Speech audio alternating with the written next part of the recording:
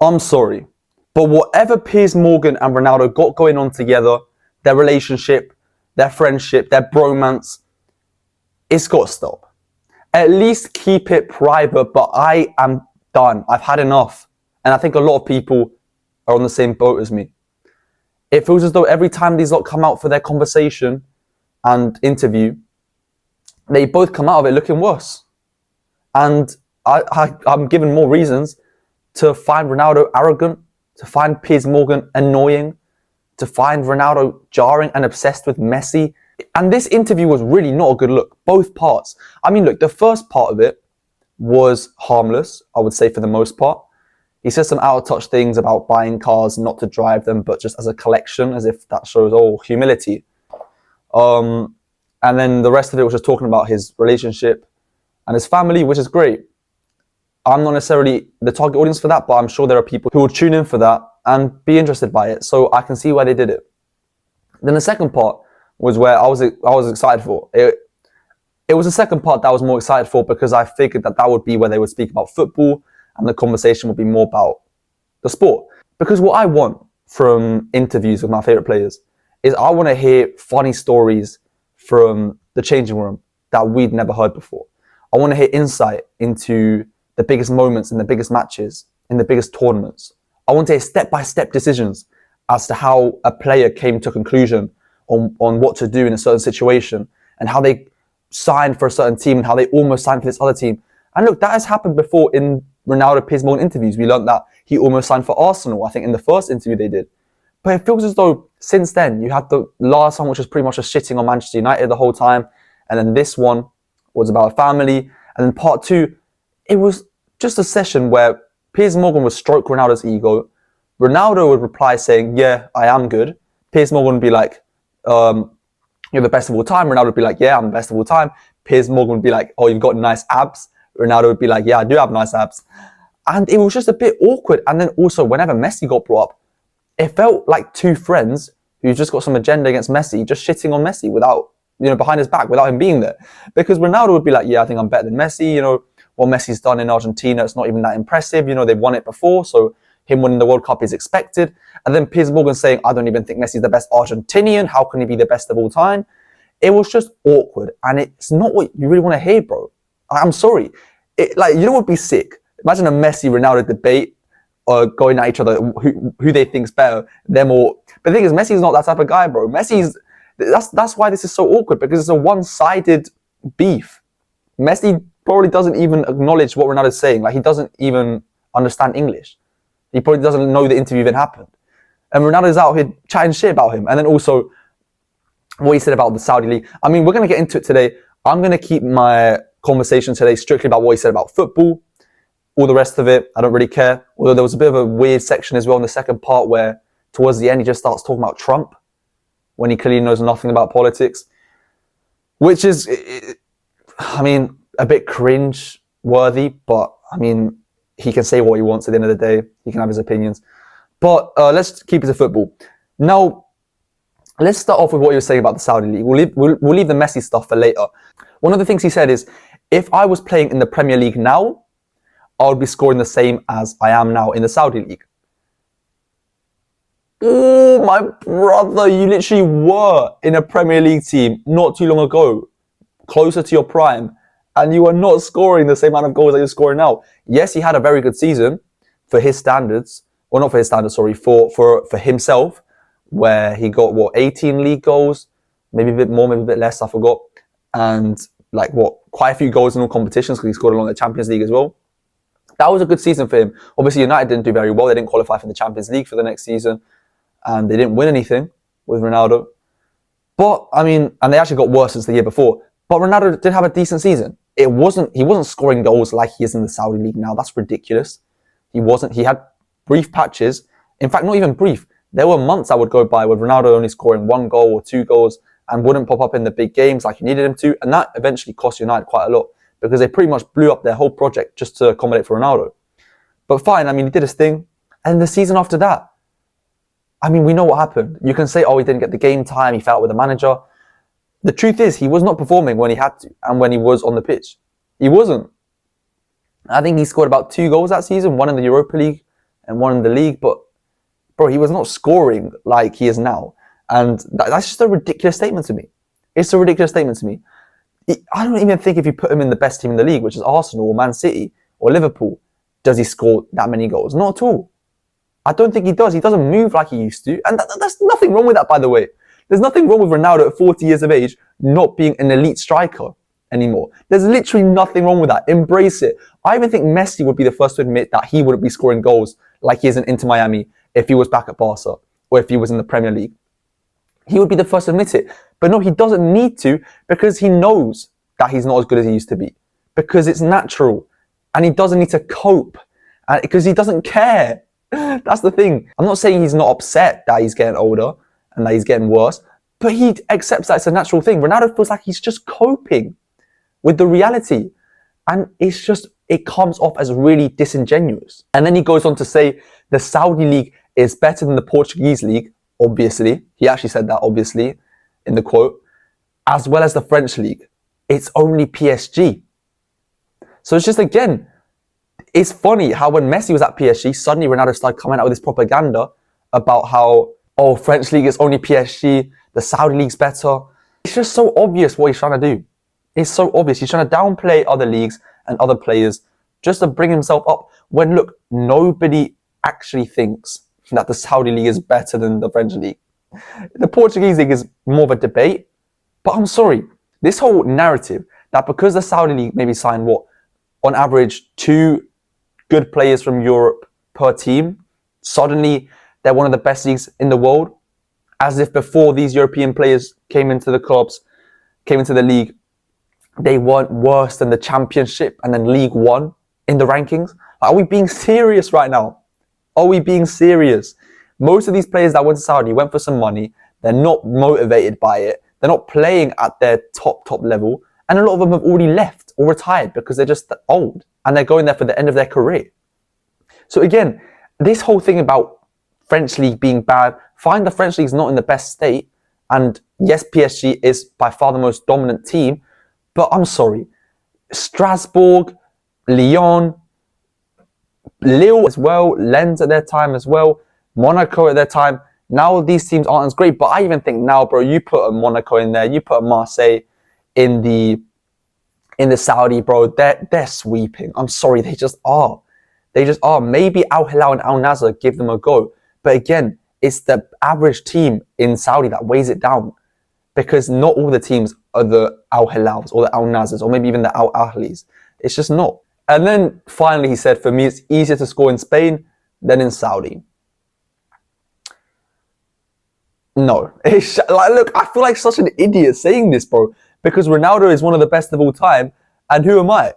He's played in Spain. He's played in Saudi Arabia. So yes, his opinion is more valid than mine. But I'm sorry. I'm not saying what he's saying is a lie in the sense that he genuinely believes it and I'm just telling him it's not true. I just don't think he genuinely believes that. I think he's just trying to cope with the fact that he doesn't have the level he used to. And yes, he's still putting up good numbers because he's still a very good player, but it's because of the level of the football he's playing. It's not because he's still a world-class player like he used to be. And again, that's fine. I don't know why he has to do this about easier to score in Spain than in Saudi. I'm sorry. I just don't believe that he believes it. I don't believe that he believes it. And of course, I mean, this guy used La Liga as his playground during his prime. So for him, it was probably easy as piss to score in that league. But let's be honest. Is it easier for a striker to score against Al Ettifaq or scoring against Atletico Madrid? I know I've kind of made a false equivalence there, but I think in Spain especially, you've got teams like Getafe, you've got teams like Eibar, who used to be in La Liga when Ronaldo was there. Teams who will just sit back and just firm the 0-0 draw. Just firm getting 2% possession, as long as it means that they can salvage a point maybe. Those teams are hard to score against. And if you're Ronaldo, it won't be too hard. You've got elite movement, you've got elite football IQ, elite finishing. But for most people, I don't know. And look, I know Ronaldo says it's, his opinion. For him, it's easier to score in Spain than in Saudi. And look, I'm saying for him, it's easy to score in both. I think personally, if he was in his prime in Saudi Arabia, bro, he'd be scoring 100 goals per year. He'd be breaking Messi's record of 91 goals in a calendar year. I honestly believe that. I don't think he genuinely means that. I don't think he does. Then Piers Morgan asked him, is it your dream to win the World Cup? To which, by the way, Ronaldo has in the past stated yes, it is one of his dreams in football to win the World Cup. I mean, again, that's fine. It's everyone's dream to win the World Cup. It's my dream to win the World Cup, and I know I'll never even get near, but it's every single football fan's dream.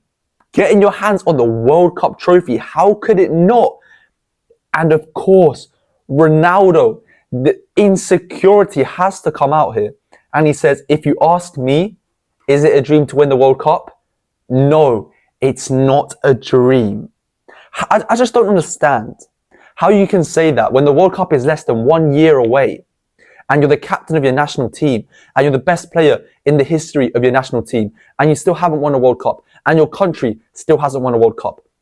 How could that not be your dream? How could that not be your dream? Oh, I think I know why. Because the guy you're competing with has already won it. And if you say it's your dream and then you don't win it, the little guy is going to have accomplished your dream and you haven't. And you don't want that to happen. You're not confident in yourself to win it. I honestly think this is such insecurity from Ronaldo. It's honestly a shame. Why does he have to answer like this? Because we know it's his dream. We know that if he won the World Cup, he would cry. Rightly so. He would be in tears and he would be hugging that trophy forever. And rightly so. I hope you don't see this as me trying to attack Ronaldo. I just find this so confusing. I just want him to be honest with us and not be dictated by another player. You know, it's just so rudimentary. Is your dream to win a World Cup? Yes. Any player, anyone would answer that. You ask a League 2 player, is your dream to win a World Cup? They'd be like, oh, if I get there, of course it is. Bro, ask anybody, is your dream to win the World Cup? If they say no to your face, I just don't know, bro. I just don't know. And then he went on to say, if, Piers Morgan asked him, should winning a World Cup define your career? And he said, define what? To define if I'm one of the best of all time, to win one competition of 6 or 7 games. You think that's fair? Again, diminishing the competition. Like, okay, fine. Let's just give him the benefit of the doubt. It's not your dream because you've already accomplished everything else, and right now your priorities aren't with football, let's say, and you just want to, your dream now is for your child to win and for your kids to have a successful life and career in whatever they do. But then you go on to say, oh, I don't care about it because it's only 6 or 7 games, which is one of the most bollocks criticisms of the World Cup, bro. It's 6 to 7 games. Yes, that's the whole point. There's no margin for error. You cannot fail. Any single mistake can kick you out of the tournament. You lose the first group stage match, that's it, you might be gone. You draw the second one, that's it, you're out. You lose the last one, all hope, gone. You lose round of 16 because one of your best players is injured, that's it. It's done. It wasn't your year. And yes, it's the luck of the draw, but football sometimes is dictated by luck. And it's also dictated about how you can rise in the moments of adversity when it matters the most. And not rely on having to switch up for the away leg or for the second leg. Or we've got 3 more group stage games after having lost 2 out of the first 3. To me, that's one of the things that makes the World Cup so valuable, is that it happens in the blink of an eye, and it's only every 4 years. So that's why it's so special, because you cannot mess up. And there will be moments during the World Cup where you think, oh, that's it, they're done. They're 2-1 down in the round of 16, 80th minute, it's done. And then there'll be a turnaround, and then they're through. It's the emotions of the game. From going to a point where you're thinking you're out and you're going to have to wait another 4 years to be in the tournament, to suddenly thinking, can we win it again? Can we win it? Can we get our hands on it? This criticism of the World Cup honestly drives me insane, talking about it's only 6 or 7 games. That's the point. And then they went on to talk about Messi. Piers Morgan asked him about Messi and Ronaldo, like he asks him in every single interview, who's better? And of course, Ronaldo says, is Messi better than me? I disagree. I don't want to be humble. Again, it's a bit cocky, but look, I don't really care about this in itself. I don't care about the statement. He's getting asked who's better, you or Messi, and he just says bluntly, I disagree. I think I'm better. Fine, I'm all for players having confidence. I'm all for, if a player asks, are you better than this said player? To say, yeah, I think I am. No disrespect, but I think I am better. And that's fine. I've got no problem with that. I disagree with it. But I've got no problem with Ronaldo saying that. I've got no problem with anyone saying that, really. If that's truly their opinion. But then it's when Piers Morgan said, I don't even think Messi is the best Argentinian of all time. That's when I was like, yeah, this is rage bait, bro. This is rage bait. Like, I know Piers Morgan's an old gen, bro, but he's pretty tapped in. How, mate? How can you be saying that with a straight face? And Ronaldo, you know what Ronaldo's like? He doesn't say, no, come on, Messi's done more than that. Messi deserves better than that. Come on, Maradona's great and one of the best of all time, but Messi, bro, come on. No. He sits there and just like, nods his head, doesn't really say anything, and then goes on to say, oh, well, Argentina, they've won the World Cup before, twice. So it's not a shock they win it again, right? For Portugal, it would be a shock because we've never won it before. Again, diminishing his Messi's World Cup win, which, again, this is so frustrating to me because it doesn't matter if a country's won the World Cup before if they win it again in 40 years. A country could go on a 40-year drought of not winning the World Cup. Most of the team that won the World Cup those 40 years ago will be dead. I can get that if a team wins the World Cup back-to-back, which, by the way, barely ever happens. Yeah, you could say, oh, it's not a shock. They're just one of the best teams of all time. But if a country wins the World Cup in the 80s, how does that have any dictation over whether they're going to win it in 2022? Fine, if it's a footballing nation, it does affect it. Argentina aren't the biggest underdogs, but that's because they've always had good players. But there have been generations where Argentina have had very good squads and they've fallen short. That is just the competition of the World Cup. It's just genuinely, teams could come in and have never won it before and they just have the golden generation and they'll win it. And there'll be other teams who don't have a golden generation or do have a golden generation and fall short, like Belgium in 2018. It felt like they had the perfect chance to win it. If they won it, it wouldn't really have been a shock because they had the perfect team to do it. De Bruyne, Hazard, Courtois, Lukaku, Alderweireld, Vertonghen, need I go on? But they didn't win it. And that kind of was more of a shock than if they had won it. And Belgium's never won the World Cup before that. So this logic is ridiculous. It's got nothing to do whether you've won the World Cup 70 years ago. Yeah, I guess maybe if you have won it before, it does give you an expectation that you should win it again sometime in the near future. But we're at a point now where before every World Cup, every team is expected to win it. England is expected to win it. Spain is expected to win it. Brazil is expected to win it, of course. They're the one who's won it the most, and they haven't won it in a while. So now people are saying, the Brazilians now have to step up. And France are expected to win it. Argentina, Portugal are expected to win it. Germany, all these teams. It's really not about whether you've won it before. It's whether you have the right team and the right players. So this has honestly got me hot because I can see it for what it is. It was an interview where, for the most part, Ronaldo was getting absolutely cradled by Piers Morgan. And they were just sending a bunch of subliminal shots to Messi, bro. Every time they were talking about football, it was PSG, conveniently. French league, only PSG, conveniently, where Messi was at and had some decent success domestically there. Won the league title, of course. And then, scoring La Liga is easy. Of course, conveniently, Messi was at La Liga his whole career. And so what could Messi not have done in Saudi? And then, of course, talking about the World Cup, Messi's won the World Cup, Ronaldo hasn't, so let's diminish that then. And then Piers Morgan with the outlandish take of Messi's not even the best Argentinian ever. Just ridiculous. Just stop it.